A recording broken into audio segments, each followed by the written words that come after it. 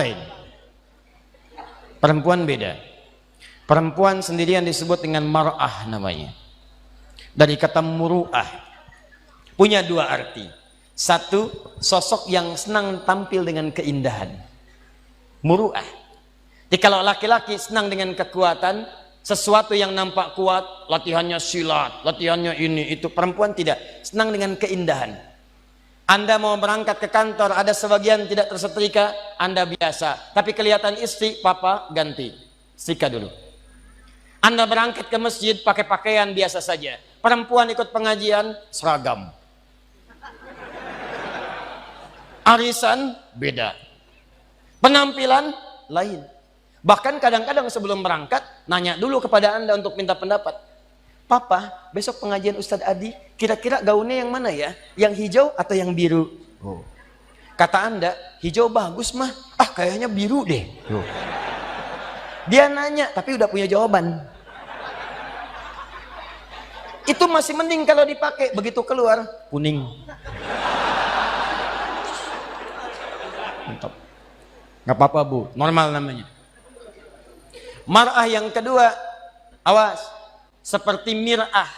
Orang Arab mengatakan al-mar'atu kal mir'ah. Perempuan itu mir'ah seperti cermin.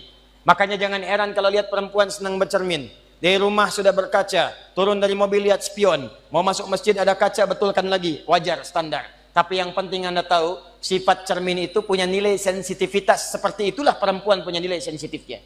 Misal, Anda punya cermin, Anda hancurkan, lempar dengan batu, pecah. Apakah bisa disusun lagi?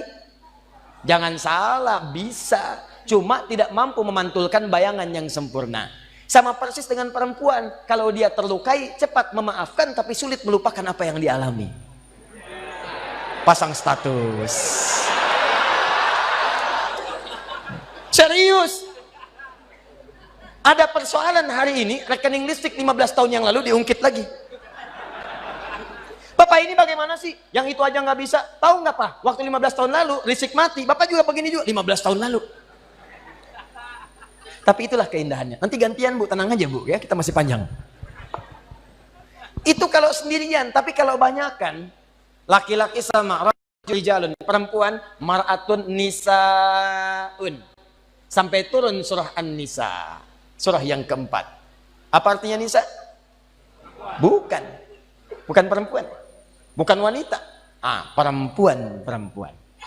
Surah ibu-ibu, mama.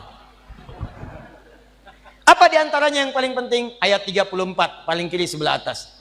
Kenapa disebut dengan An-Nisa? Dari kata nasa diantaranya. Sifat yang mudah kemudian tersentuh dan mudah mencurahkan apa yang dirasakan. Suka cerita. Suka cerita. Dan kadang-kadang yang diceritakan hal yang seharusnya tidak dibuka. Kata Allah, fasolihatu qanitatun hafizatu lil ghaibi bima hafizallah. Perempuan solihah itu taati Allah dengan menaati suami pada yang baik-baik. Yang kedua, jangan membuka aib keluarga pada orang lain setelah Allah menutupnya. Jadi kalau Anda tidak buka aib di rumah tangga, tugas laki-laki, tugas perempuan sama. Jangan buka aib. Sepanjang tidak dibuka, Allah tutup sampai dengan kiamat. Kata Nabi, ada kejadian malam hari, maka selesai, siang jangan terbuka. Ada kejadian siang hari, selesai, malam jangan terbuka. Allah akan tutup sampai kiamat. Tapi kalau ada aib rumah tangga terbuka, keluar. Maka kata Allah, jangan salahkan yang menyebarkan. Kamu sendiri yang salah. Saya sudah tutup, kenapa kamu buka? Bima hafizallah. Allah yang tutup, kalian yang buka. Nah ini kadang-kadang tidak sadar. Karena perempuan punya sifat berbagi, suka cerita. Sependiam apapun kalau sendirian. Kadang-kadang kalau sudah bertemu temannya, kumpul cerita.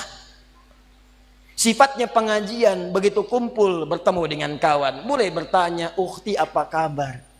"Baik." "Sehat?" "Sehat." "Suami bagaimana?" "Di situ masalahnya." "Masalah." Ih, nggak nyangka ya? Nyangka. Kumpul, "Ada apa? Ada apa?" Nah, yang satu misah. "Ah, saya tidak mau lah." "Kenapa?" "Tidak, itu dosa. Jangan seperti yang itu ya. Itu tuh begini. Nah, sama. Itulah humazah. Humazah. Sejak dulu sudah ada. Dari sejak zaman Nabi Yusuf. Nabi Yusuf itu anaknya Nabi Yakub. Nabi Yakub anaknya Nabi Ishak. Nabi Ishak anaknya Nabi Ibrahim. Dari Sayyidah Sarah. Dari sejak dulu sudah ada perempuan yang suka kumpul-kumpul. Suaminya sibuk kerja ngumpulin harta. Perempuannya kumpul-kumpul. Saking kumpulnya itu sibuk membicarakan orang lain. Ada yang ganteng dibicarain. Nabi Yusuf ganteng dibicarain. Iya ya, ganteng-ganteng Nabi ya. Iya, orang sekarang ganteng-ganteng serigala. Dulu ganteng-ganteng Nabi. Ngobrol, ada. Cuman buat ngobrol doang, duduk, datang ngobrol, minum, pulang lagi. Oh mazah. Jeng, bagaimana bisnis suami? Begini. Ih, kok cuman segitu ya? Kita mah kemarin dapatnya suami lumayan loh, 10 kali lipat dari yang kamu dapatkan. Cuman gitu doang. Humazah. Alladzi jama'a malahu wa'addada, yang suaminya sibuk cuman ngumpulin harta dunia saja, nggak pernah mikir akhirat. Bekal akhirat nggak ada. Nanti kita akan lihat apa bekal akhirat.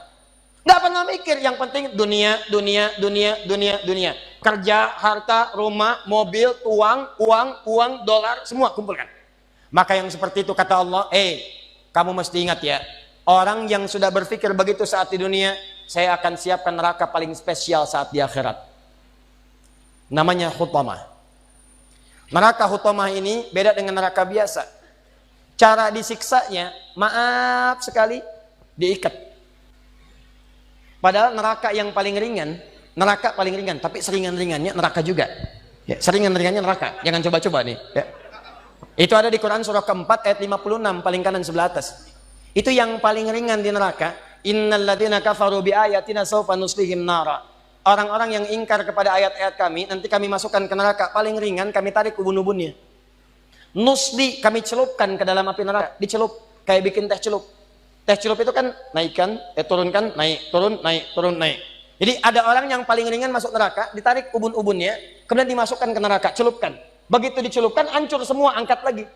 Ya kullama nadijat juluduhum baddalnakum juludan ghairaha. Begitu hancur, diangkat sembuh lagi. Hancur, angkat sembuh lagi. Hancur, sembuh lagi. Sekali celup, 1 harinya 1000 tahun. 1 detiknya 48 hari. Kalau pengen coba silakan aja. Tapi diinfokan supaya kita jauhi. Cuma ini nggak diikat, artinya apa? Begitu dicelupkan dia merontak, masih bisa bergerak. Cuman tidak bisa mengelak.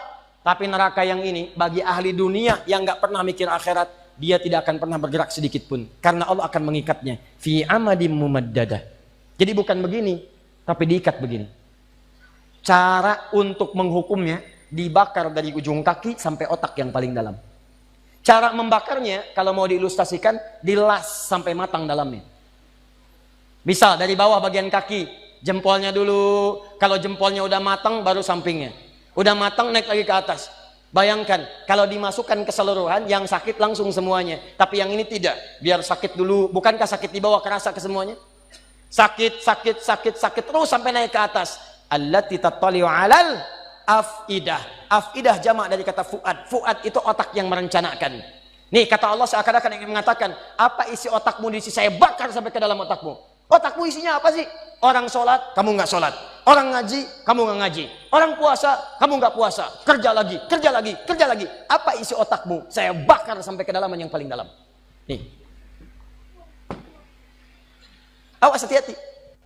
Dan sifatnya mu'sodah. Mu'sodah itu sudah mengintai. Jadi kalau ada orang bercita-cita cuma dunia saja, itu nerakanya sudah ngintai. Nih dia teman saya nanti nih. Paham? Ini bagian yang pertama. Karena itu saya ingin ajak Anda semua, jangan cukupkan hidup kita visinya cuma sampai di sini. Contoh paling gampang ya, paling gampang. Kuliah hanya untuk dapat ijazah, itu dunia. Kuliah hanya untuk dapat kerja, dunia. Nikah hanya untuk bisa mengeluarkan hasrat seksual, dunia. Dapat handphone hanya untuk pasang status, dunia.